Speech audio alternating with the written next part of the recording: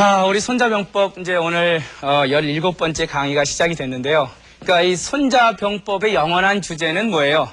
어떻게 승리하냐. 이제 그게 가장 제일 큰 문제거든요. 근데 이제 그 손자병법에서 나오는 그 승리의 개념은 이 두 집단이 있단 말이에요. 그러니까 A라고 하는 집단과 B라고 하는 집단이 있어요. 그러면은 둘이 이제 서로 충돌을 일으켜서 누군가가 이겨야 되는데 이게 이제 내가 소속된 집단이고 이거는 그 상대방, 적이 이제 소속된 집단이란 말이에요. 근데 싸워서 이기는데 과연 내가 소속된 집단이 상대방의 집단보다 얼마만큼의 힘을 갖고 있느냐가 굉장히 중요해요. 이해 가시죠? 네. 그게 얼마만큼의 힘을 갖고 있느냐가 과연 싸워서 내가 이길 수 있느냐 없느냐가 이제 결정되는 거란 말이에요. 그래서 이제 그 손자는 아주 철저하게 분석을 하라 그러죠. 상대방과 내가 이런 어떤 그 식량에 있어서 또 아니면 뭐 리더십에 있어서 또 아니면 지형적 조건에 있어서 이게 상대방과 끊임없이 이렇게 비교를 해보라고 노력하는 것이 그게 지피지기였단 말이에요. 자, 손자는 이렇게 얘기해요. 그러면은 내가 상대방보다 10배의 힘을 갖고 있다. 상대방은 1이라면 즉 지피지기를 해보니까 내가 상대방보다 10배의 힘이 있어요. 여러분 같으면 어떻게 하겠어요? 예? 상대방하고 싸우는데 여러분의 힘이 10배예요, 10배. 그럼 어떻게 할 거예요? 가서 그냥 바로 쳐버릴 것 같죠? 손자가 얘기하는 거는 뭐라고 얘기하냐면 내가 상대방보다 10배의 힘이 있으면 어떻게 뭐라 하냐면요. 즉 10배의 힘이 있을 땐 어떻게 하라 그래요?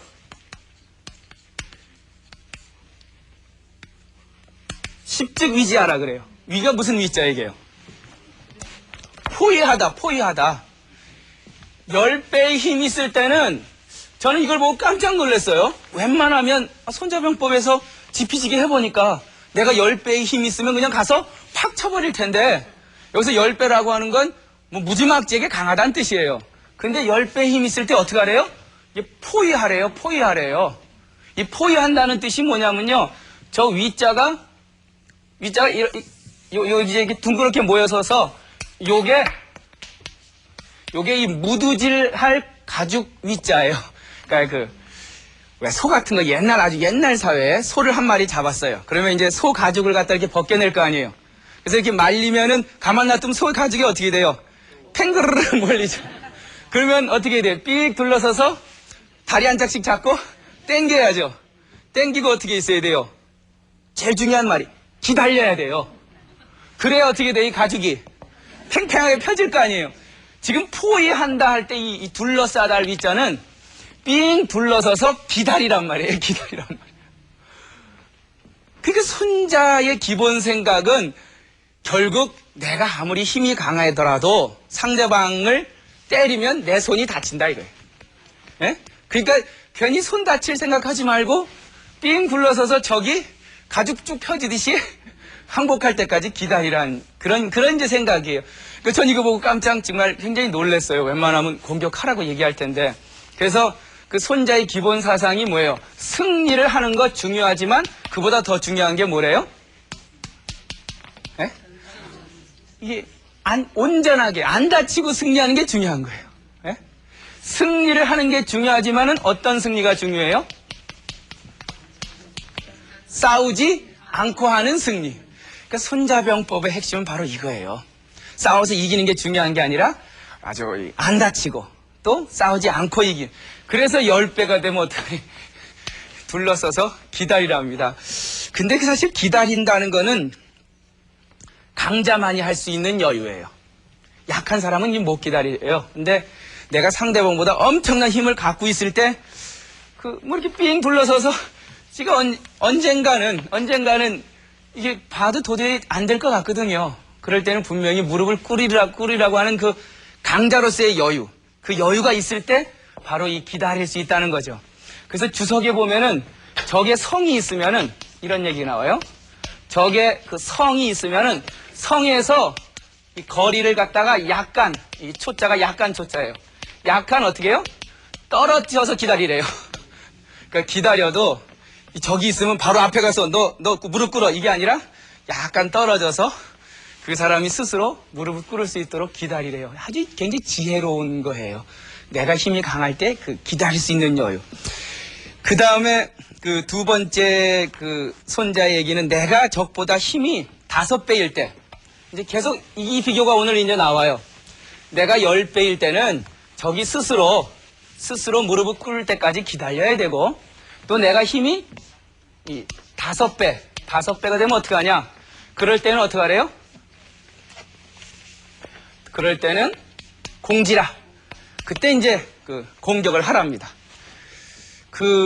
이게 무슨 공짜죠, 이게? 칠공짜죠, 어택. 예. 공격한다는 공짜인데, 참 그 한문이라고 하는 건 굉장히 그 묘미가 있는 게, 그 한문 한 글자를 이게 어떻게 해석하냐에 따라서 완전히 그 전체 문장이 바뀌는 경우가 있어요. 그 논어에 보면, 논어가 이제 총 1편부터 20편으로 되어 있어요. 근데 그 중에 이제 10번째 편에 가면은 향당편이라고 있는데, 그 편에 가면 이제 그 공자라고 하는 분이 어떻게 식사를 하셨고, 뭐 어떤 걸 좋아하셨고, 잠은 어떻게 주무셨고, 이제 그런 얘기가 나와요. 여러분들 먹는 음식에 대해서 관심이 많으니까 그 공자의 식생활 습관을 제가 6가지를 얘기해 볼게요. 첫 번째, 공자님은 식사를 하실 때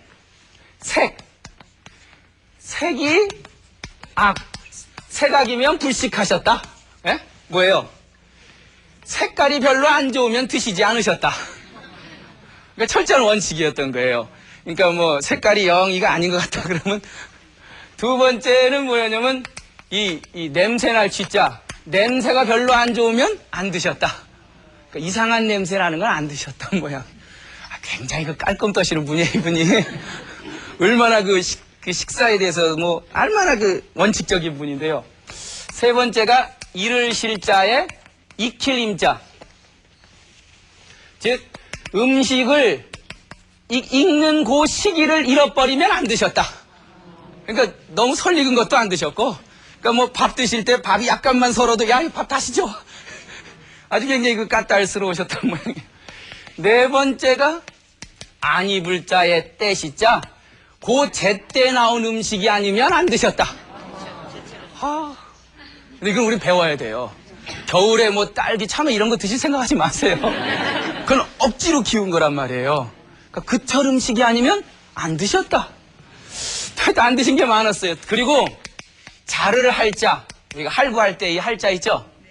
음식을 자른 게 안 입을 자에 바를 정자, 똑바로 바르게 자르지 않으셨으면 안 드셨다. 6번째요. 6번째는 굉장히 재미있는 얘기인데, 안 입을 자에 얻을 득자, 극이자에 간장장자. 간장장자는 뭐예요?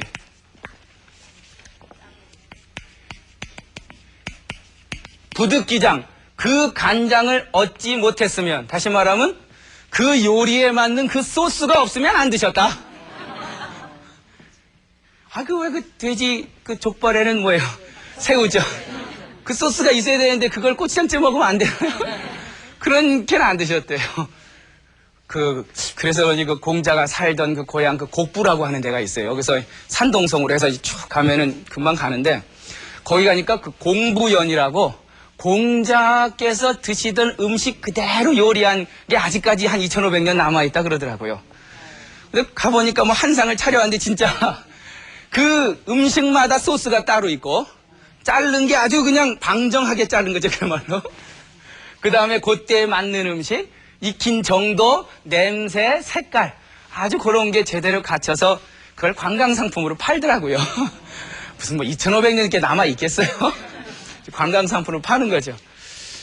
제가 지금 이렇게 공자라고 하는 분이 음식 색깔 습관을 갖다가 쭉 얘기하면서 그 공자라고 하는 분이 술을 얼마나 드셨는지 그 얘기를 하고 있어요. 근데 공자가 술을 드실 때 오지규자에 술주자에 업설무자에 해릴양자 뭐였대요? 유주 무량 불급 어지러울 난자 이런 거예요. 그러니까 공자께서는 뭐 제대로 자르지 않은 건 안 드셨고, 때가 아닌 것은 안 드셨고, 그 소스가 없는 건 안 드셨고 하다가 마지막에 이렇게 나와요. 오직 공자께서 술을 드셨는데 뭐 없이 드셨대요? 한량 없이 무량이란 게 뭐예요? 끝도 없이 드셨대요. 끝 끝도 없이 드셨는데 불금난이라 아니 불자에 미칠 급자에 어지러울란 자. 어디에 미치진 않으셨대요? 난리에 미치진 않으셨대요. 그러니까 술을 아무리 한량없이 드셨어도 난리치진 않으셨대요. 그러고 이제 공자 이게 술을 말술을 드셔도 탁 앉아서 눈 하나 깜짝하는. 근데 이게 가만히 보니까 그 공자가 너무 좀 그러면 재미없는 분 같아요. 그래서 많은 학자들이나 저도 여기다 끊어버렸어요. 그러니까 끊기를 여기서 끊어버리면 어떻게 되냐면요. 오직 술을 드심에 한량 없이 드셨는데 양에 미치지 않으면 난리를 치셨다. 불급이면 난하셨다. 전혀 틀리죠. 그러니까 첫 번째 해석은 공자께서는 술을 드심에 한량 없이 드셨는데 절대 난리는 안 치셨다 였다가 토를 여기서 끊는 바람에 불급이면 양에 미치지 못했으면 자로야 술 더 사와! 하고 난리를 치셨다. 어떤 공자가 더 좋아요? 술 먹고 눈 하나 깜빡 안 하는 공자가 좋아요? 술 먹고 약간 난리치는 공자가 좋아요? 전 두 번째가 더 좋아요. 그게 더 인간적이에요. 예? 술 먹고 약간 좀 그 정도 난리는 아니더라도 그런 공자가 이 시대에 다시 태어난다고 생각해요. 술을 먹고도 안 먹은 척하는 그러한 성인 도덕군자가 아니라 술 먹고 야 술 한 잔 더 갖고 와라 하는 그 인간 공자. 그게 사실 우리한테 필요한 공자지 도덕적인 공자가 필요한 건 아니란 말이에요. 지금 무슨 얘기냐면 이게 글자 하나하나에 따라서 그만큼 이 고전이라고 하는 것은 그 시대에 맞게끔 옷을 새로 바꿔 입는다는 거예요. 그래서 고전에 힘이 있는 거예요. 고전이 제가 이걸 갖다 해석을 할 때 10배 되면 둘러싸고 포위한다. 이 그냥 이대로 끝났으면은 그건 이 시대에 별로 의미가 없는 거죠. 손자라고 하는 사람이 그 당시 함녀라고 하는 오나라 왕한테 이렇게 해야 됩니다. 라고 했던 내용을 2500년이 지금 지난 누가요? 박제일한 사람이 그걸 딱 보고는 2500년의 거리가 있음에도 불구하고 제가 느끼는 해석이 있단 말이에요. 그럼 제가 그걸 해석을 했어요. 했으면 이게 누굴로 들어가요? 여러분들한테로 가잖아요. 그럼 여러분한테 가면은 여러분의 살아온 경륜과 경험 속으로 또 재해석이 돼야 된단 말이에요. 결국 저는 이 손자병법을 강의하면서 손자가 이걸 이렇게 이야기했다. 전 그게 중요하다고 안 봐요. 그거를 저라는 사람은 이렇게 봤다. 그리고 그걸 들은 여러분들이 내 인생 속에서 손자병법이 이렇게 들어왔다.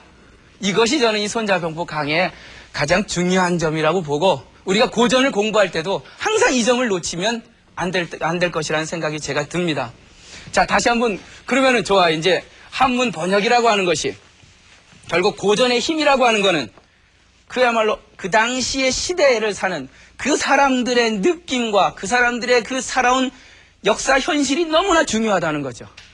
그런 입장에서 이 공자를 그러면 우리 주자처럼 공부한다 이걸로 한번 봐볼까요? 그럼 어떻게 해석해야 돼요? 내 힘이 적보다 5배가 되면 그것을 적을 잘 공부하고 뜯어봐야 된다. 적이 내가 적보다 5배 힘이 있으면 여러분들은 공격을 하는데 항상 5개의 힘이 있다 그래서 5개를 다 쓰면 안 돼요. 몇 개는 남겨놔야 돼요? 2개는 남겨놔야 돼요. 항상 여러분들이 100만 원 있다고 100만 원 다 쓰면 안 돼요. 3분의 2는 어떻게 해요? 한 2분의 1 정도는 3분의 1 정도 남겨놔야 된단 말이에요. 그리고 이제 3개가 공격을 하는 거예요. 이제 주석가들 얘기예요. 그럼 3개가 직접 공격을 하느냐? 그것도 아니에요.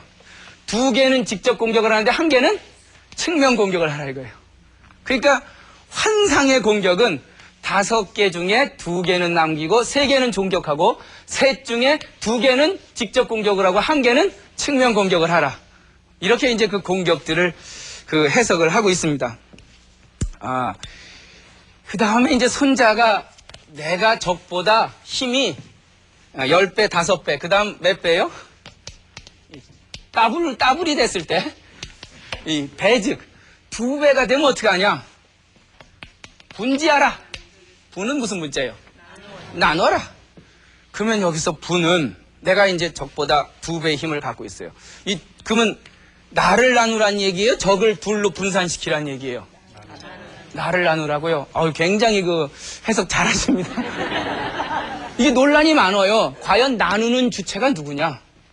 내가 2배 힘이 있다 그래도 적이 하나면은 그걸 분산을 시켜서 이쪽 공격하고 이쪽 공격해서 물리친다 뭐 그런 주석들이 많아요. 근데 지금 여러분이 대답한 것처럼 나누는 주체가 내가 나눠야 된다 이거죠. 그래서 하나는 항상 손자는 적을 공격할 때 하나는 정면 돌파, 이걸 이제 정병이라 그래요. 하나는 측면 돌파, 이거를 기병이라 그래요. 그래서 항상 공격할 때 원칙과 변칙을 써야 된다.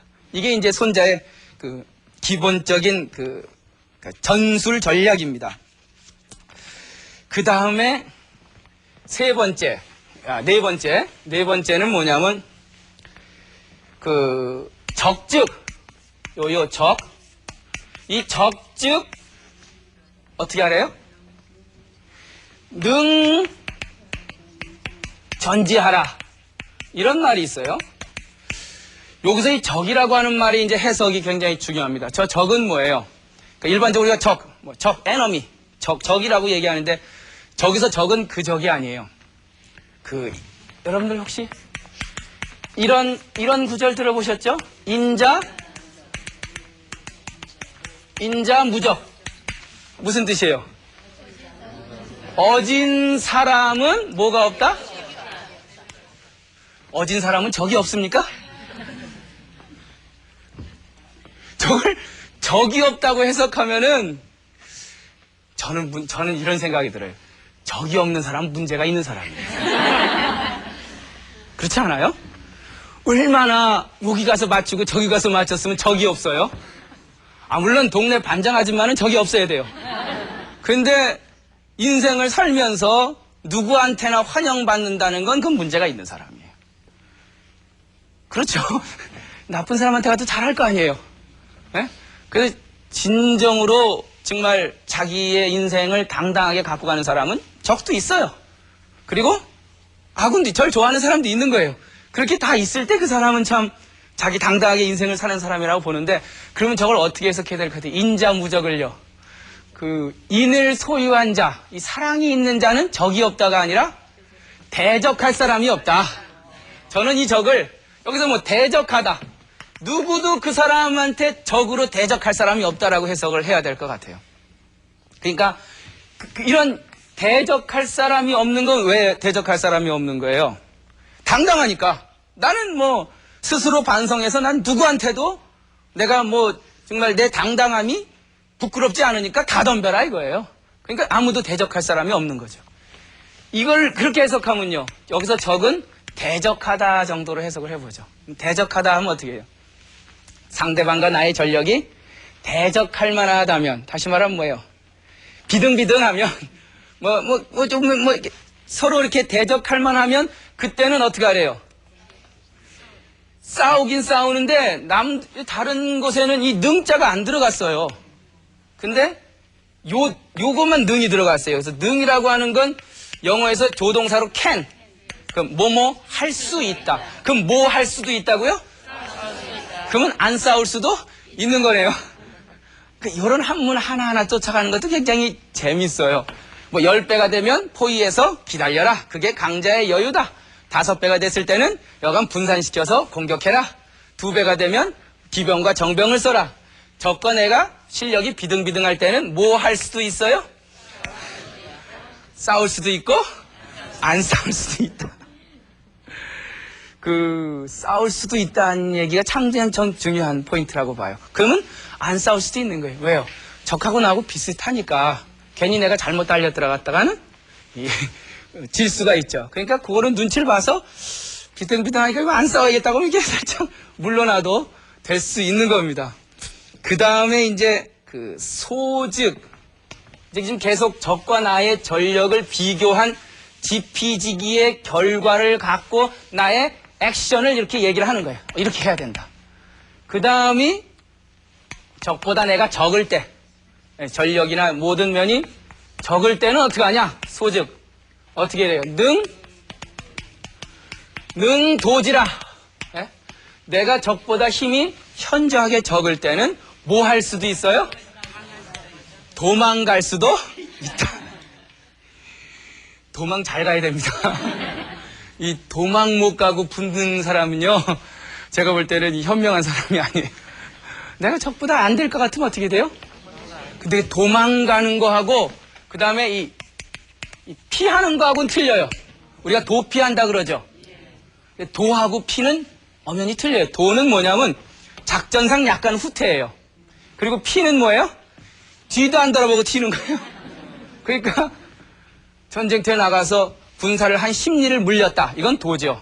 그렇지만 아예 철군을 해서 돌아가는 건 그건 뭐예요? 피해요. 그러니까 완전히 피해버린 거죠. 그 차이를 저는 여기서 읽어야 될 것 같은 생각이 들어요. 많은 사람의 주석이 복을 왕석이라는 사람도 엎드릴 복자로 해요. 엎드린다는 얘기는 뭐예요? 딱 상대가 내가 도저히 안 될 것 같다면 착 엎드린다. 엎드려서 뭐 해요? 자요? 뭘 기다려? 생각해요? 기회를 기다리는 거죠. 내 힘을 보강시켜야죠. 왜요? 내가 적보다 힘이 약하니까 그때는 잠깐 나를 낮춰서 내 힘을 기르는 거예요. 그래서 내 힘이 적보다 월등히 나아졌을 때, 그리고 적의 힘이 완전히 빠졌을 때, 그때 다시 내가 2배가 되고 5배를 길어졌을 때, 그때 다시 공격하라는 얘기죠. 그러니까 엎드린다, 도망간다는 건 진 게 아니에요. 잠시 쉬는 거 아니에요. 쉬면 어떻게 해요? 잠시 엎드려서 뭐해요? 나를 기다리는 거예요. 나를 보강을 시키는 거예요. 그리고 이 불이악즉 도저히 내가 상대방보다 같을 약자 아니 불자, 도저히 상대가 안 될 때는 그땐 유감없이 어떻게 하라고요? 그냥 유감없이 피해야 됩니다. 보사성어 중에 이런 단어 혹시 들어보셨습니까? 요게 삐침에 요 갈 거자, 버릴 주자예요. 버리다. 뭘 버린다. 그리고 요 졸병할 때 졸. 이게 장기판에서도 이런 얘기가 나와요. 주졸 보차라. 예? 뭘 버리고 뭘 보호해요? 졸을 버리고 차를 보호한다. 이게 장기 들 때 왜 졸도 중요하고 차도 중요하죠. 다 살리고 싶죠, 물론. 아니 뭐 졸도 다 우리 편이고 차도 우리 편이지만, 그러나 상대가 도저히 내가 안 됐을 때, 엎드려야 될 때, 그리고 도망가야 될 때는 어떻게 해요? 과감하게 졸을 버릴 수가 있어야 돼요. 그래도 인정이 그런 게 아니에요. 어떻게 생사고락을 같이 했던 우리 병사를 버려요. 이게 망하는 길이라도요. 그러니까 이게 손자병법을 보면 굉장히 냉혹한 측면이 있어요. 물론 인간적인 측면도 있지만 결국 그 조직을 살리기 위해서는, 차를 살리기 위해서는, 훗날을 기약하기 위해서는 정리해고해야 된다는 거예요. 그래야 그 다음 도약이 기대가 되니까. 그래서 과감하게 눈물을 머금고 칠 수 있는 그러한 그 장군의 지혜. 만약에 장군이 그 인정이 넘쳐서 그 졸도 보호하고 차도 보호하고 다 보호하려다가 그 다음 어떻게 돼요? 완전히 다 거기서 몰살되고 마는 경우가 굉장히 많아요. 그래서 이 주절보차, 필요할 때는 졸을 버리고 차를 보호한다. 그래서 가끔 왜 음식점 같은 데 가서 보면요, 음식 이렇게 반찬 나올 때 좀 다른 얘기지만 뭐 하나 더 달라고 하면 주인이 눈 흘기는 데 있어요. 그 사람 절대로 성공 못해요. 예? 그게 뭐예요? 음식점 주인이 음식 아끼면 안 되는 거예요.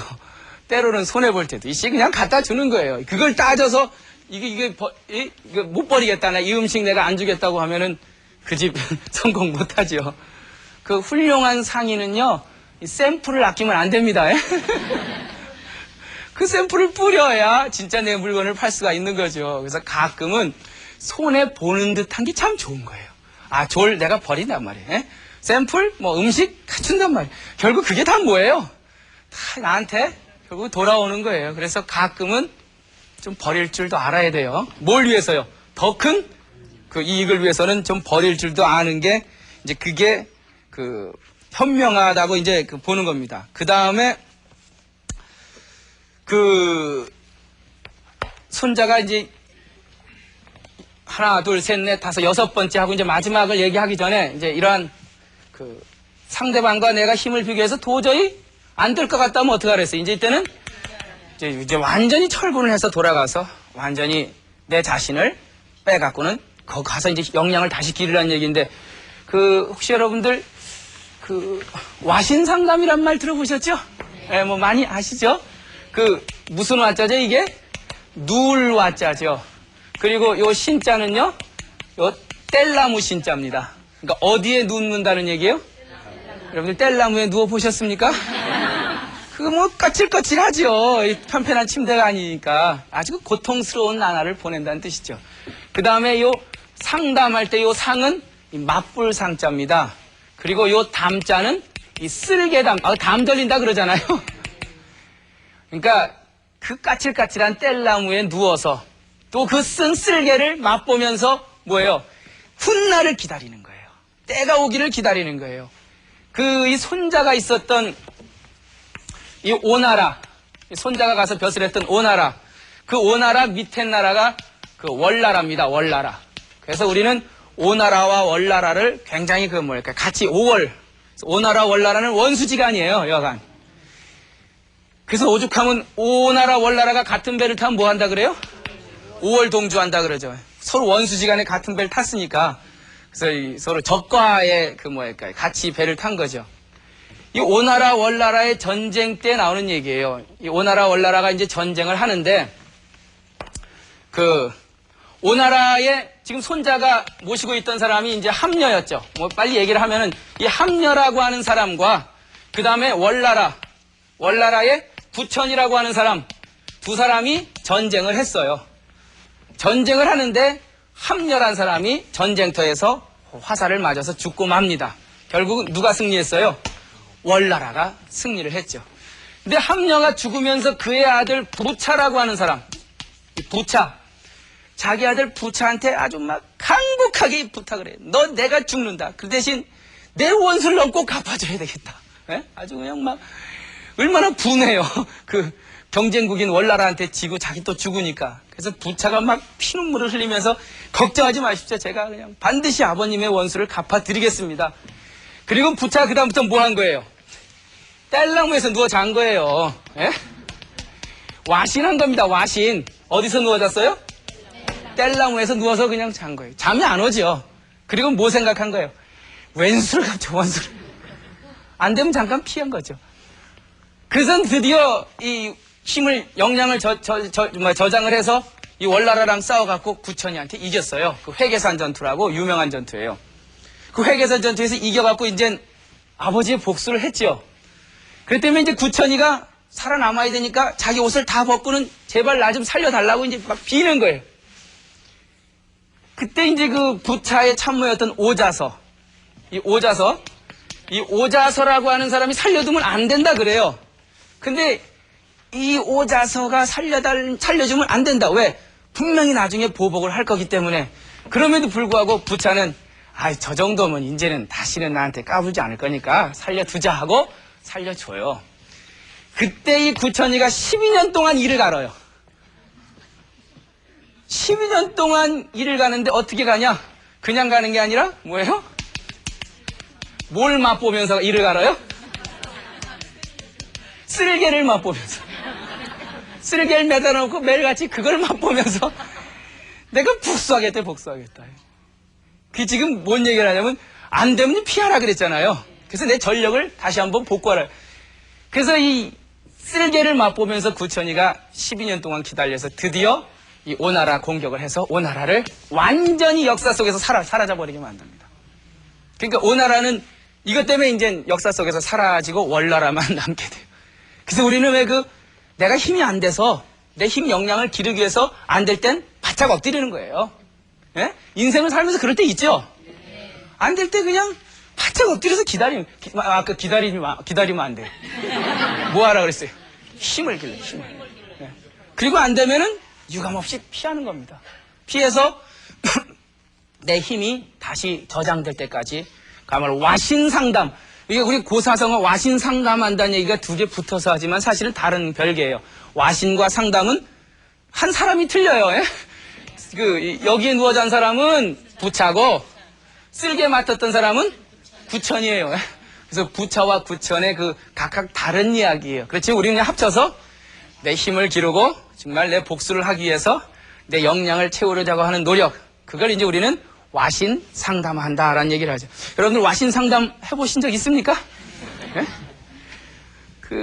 뭐 살면서 얼마나 많은 어려운 일이 많겠어요. 뭐 우리나라가 전체적으로 겪은 경제 위기도 있었고, 결국 그 와신 상담의 자세로서 그 어려움을 겪어간다면 그건 저는 분명히 의미 있는 일이라고 봐요. 다시 한번 강조하지만 내가 힘이 약해서 도망가거나 내가 엎드리거나 아니면 완전히 뒤로 사라지는 건 그건 절대로 진 게 아니라는 거예요. 예. 그 다음에 이제 손자는 마지막으로 이런 얘기를 합니다. 이렇게 각각 적과 나의 상황 속에서 이렇게 뭐 적보다 10배 있을 때, 또 5배, 2배, 그리고 비슷할 때, 내가 힘이 없을 때, 완전히 안 될 때, 그리고 마지막으로 이런 얘기를 해요. 소적지 견. 소적지 견은 대적지 금이라. 뭐 이런 얘기를 합니다. 네. 그러니까 이 견은 왜 견고하다 할 때 그 견자 있죠? 탄탄하다. 그리고 요 금은 사로잡을 금자예요. 왜? 칠종칠금하다 할 때 그 사로잡을 금자. 그래서 손자의 결론은 그거예요. 조그만 적이라는 건 뭐예요? 조그만 놈이 지 잘났다고 단단하게 고집하는 놈. 이놈은 결국은 큰 놈한테 잡혀먹는다. 고집 부리다가 간다 이겁니다. 조그만 자기 힘이 없으면은 힘이 없다는 걸 인정을 해야 되는데 도대체 인정을 안 해요. 왜? 우리 옛날 얘기 들으면 그런 얘기 많은데 왜? 누구랑 싸워서 한 대 맞았더니만 그 다음날도 그 집 앞에 가서 기다리는 거예요. 그리고 또 싸우자. 또 맞고 또 가서 또 기다리고. 그래서 뭐 끝내는 5기로 해갖고 이겼는데 자기 얼굴은 어떻게 됐어요? 완전히 피투성이가 된 거죠. 전 그 얘기를 들으면서 그게 고집이다, 아니면 오기다 그러는데, 전 그거 별로 안 좋아 보이더라고요. 그러지 말고, 한 대 맞았으면 어떻게 해요? 바짝 엎드려서, 그냥, 내 힘을 기르는 거죠. 거 가서 고집 안 되는 것 같고, 자꾸만, 그런 예 많지 않나요? 어디 가서 이렇게 게임 같은 거 할 때도 도대체 안 되는데, 지면 지 분에 지가 못 참아갖고, 또 하자 그래갖고는, 결국은 그냥 그 고집 때문에 망해버리는, 예? 그래서 손자는 마지막에서 이걸 얘기를 하면서 이런 원칙들이 있다. 그러니까 10배가 됐을 때 5배, 2배 이렇게 쭉 하면서 그렇지만 이거는 어디까지나 뭐일 뿐이에요? 원칙일 뿐이에요.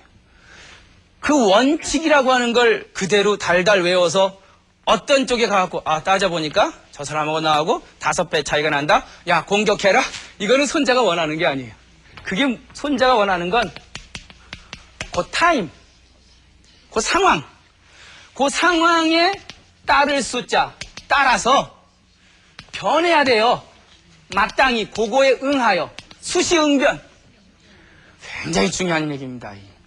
내가 10배라고 5배라고 2배라고 달달 외워서 그게 하는 게 아니라 그 상황이 어떤 상황이냐 이거예요. 10배라도 도망갈 때가 있어요. 내가 상대방보다 10배인데도 도망갈 수가 있단 말이에요. 왜요? 그런 이유가 있죠. 그런 상황이 있을 수 있잖아요. 그 상황에 따라서 마땅히 응하여 변한다. 이것이 손자의 결론입니다. 저는 이 손자병법 이제 오늘 요 편을 하면서 제일 마음에 와닿는 게 10배가 됐을 때도 삥 둘러서 포위하고 기다려라. 그리고 또 상대방보다 내가 힘이 완전히 없을 때도 그때도 또 도망가서 기다려라. 그러니까 아주 강할 때도 기다리고 아주 약할 때도 기다리라는 얘기예요. 저는 여기서 기다림의 아름다움을 봐요. 기다림의. 강한 사람이 기다리는 건 강자의 여유 때문에 기다리는 거고 약한 사람이 기다리는 건 지혜로운 거예요. 네? 우리가 그런 기다림에 익숙해져 있는지 모르겠어요. 중국이라고 하는 나라 1840년 아펜전쟁 겪고 나서 서구 열강에 완전히 무너지고 나서 홍콩하고 마카오 99년 동안 기다렸다 되찾았죠. 99년 정도 기다렸으면 꽤 기다릴 줄 아는 민족이에요. 에? 전 용산기지도 한 99년 기다릴 자신 있어요. 우리 후손들이 99년 뒤에 다시 찾으면 되잖아요. 안 될 때는 좀 기다릴 필요도 있는 거예요. 그러니까 그 지혜가 저희 손자병법 오늘 강의하면서 그 기다림의 아름다움이 저는 아주 내 마음에 들어왔습니다. 여러분들은 이게 어떻게 들어왔는지 모르겠어요. 저는 제 느낌을 얘기했고 여러분도 여러분 나름대로의 그 느낌을 가져가시기 바랍니다. 자, 오늘 손자병법 강의 모두 마치겠습니다.